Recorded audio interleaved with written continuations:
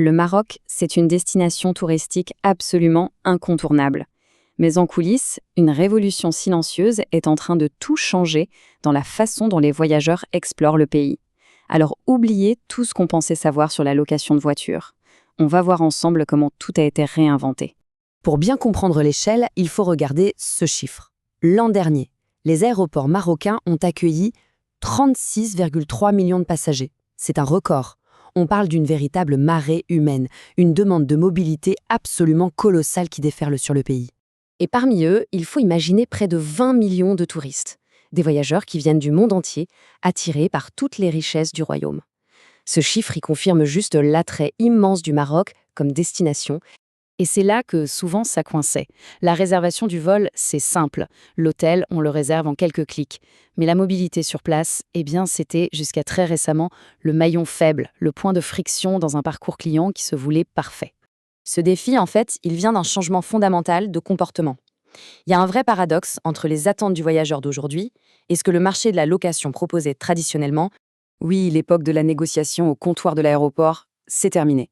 Aujourd'hui, tout se joue en ligne, entre 3 semaines et 3 mois, avant même de mettre un pied dans l'avion. Le voyageur international y planifie tout, il compare et il réserve sa voiture depuis son salon en s'attendant à une expérience fluide, sans surprise. Et cette nouvelle attente des voyageurs, elle a mis en lumière un marché marocain qui fonctionnait à 2 vitesses. Un marché qui était historiquement fragmenté et, disons-le, source de pas mal de frustration. D'un côté, on avait le touriste, souvent face à des prix élevés et un manque de flexibilité chez les grandes franchises internationales. Et de l'autre, des milliers de petites agences locales, invisibles sur Internet, qui se livraient une guerre des prix complètement destructrice sur un petit marché de proximité. Ce tableau, il résume parfaitement le déséquilibre. Une agence isolée, elle est limitée par son propre parc de voitures, sa seule ville de présence et son image de marque locale. Elle ne pouvait tout simplement pas jouer dans la même cour. Et pour essayer d'exister en ligne, le vrai piège pour ces agences locales, c'était ça. Être forcé de céder entre 15 et 25% de commission aux grandes plateformes de réservation internationales. Ces plateformes, elles prenaient le client, elles dictaient les prix, et au passage, elles effaçaient complètement l'identité et la marge de l'agence. Face à ce constat un peu déprimant, une véritable révolution s'est organisée. Un changement total de paradigme porté par une structure super innovante, le GI Digital. L'idée fondamentale, elle est aussi simple que puissante. On passe de la compétition à la collaboration. En se connectant, les loueurs indépendants arrêtent de s'affronter. Au contraire, ils mutualisent leurs forces pour créer une puissance collective. Il faut bien comprendre ce qu'est un GI. Ce n'est pas un syndicat, non. C'est un outil stratégique, une alliance purement économique dont le seul et unique but est de générer plus de business pour chaque membre. Et ça illustre parfaitement l'effet de levier. Prenez une agence avec, disons, 20 véhicules. En rejoignant le réseau, elle peut soudainement proposer à ses clients une flotte de plusieurs milliers de voitures. Son potentiel commercial, il explose, littéralement. Les chiffres parlent d'eux-mêmes. Aujourd'hui, ce réseau, c'est une force de frappe inédite. 300 agences, plus de 450 véhicules et une couverture nationale totale. C'est une véritable armée logistique au service du voyageur. Bon, passons maintenant à l'impact concret pour le voyageur. Comment tout ça se traduit par une expérience totalement fluide, sans couture, comme on dit. Le réseau a été pensé pour résoudre un problème logistique majeur qui paralysait l'exploration du pays. La difficulté est le coût énorme de louer une voiture dans une ville et de la rendre dans une autre.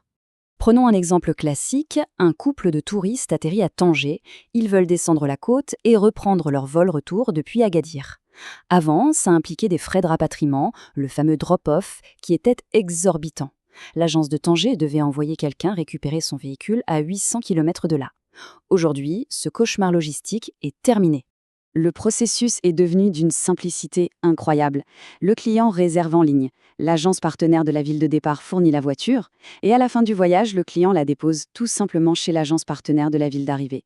Cette dernière l'intègre immédiatement à sa propre flotte. C'est tout. Cette citation résume à la perfection cette transformation. Ce qui était une contrainte est devenu un avantage, un véritable atout pour la destination Maroc, qui offre une liberté totale aux explorateurs des temps modernes. Mais cette histoire, elle va bien au-delà de la simple location de voitures. Le modèle qui a été mis en place a des implications économiques bien plus larges. C'est un cercle vertueux. Le touriste est plus satisfait, les petites entreprises locales prospèrent et à la fin, c'est l'ensemble de l'écosystème touristique marocain qui en sort plus fort. Ce réseau devient une plateforme ouverte. Un hôtelier, une conciergerie ou une agence de voyage en ligne peut maintenant se brancher sur ces 4500 véhicules pour proposer un service clé en main à ses clients, et ce, sans aucun investissement en logistique. Tout ça, ça repose sur une technologie qui synchronise tout en temps réel. Au final, ce qu'il faut retenir, c'est que ce n'est pas seulement une histoire marocaine. C'est un exemple inspirant de souveraineté technologique et économique. Ça montre comment des acteurs locaux, quand ils s'unissent, peuvent rivaliser avec les géants mondiaux. Et ça laisse songeur. Imaginez une seconde ce modèle appliqué à d'autres domaines, l'artisanat, la logistique, les services.